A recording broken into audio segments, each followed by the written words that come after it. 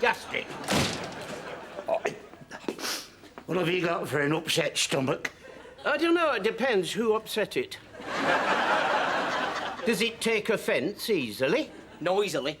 I can't help being a martyr to indigestion. I must say, Gastric, you look like a dog's bedding. And it's not a pedigree. This time of the morning and I'm getting fashion notes. No, you have to ask yourself, is bad tailoring fair to the woman in your life? She left me. No, I'm not talking about your ex-wife. I'm talking about your new love, Madge. And you know, it's no good denying it. We all know that you're smitten. We Madge. Yeah, we've seen it. He's seen it, no?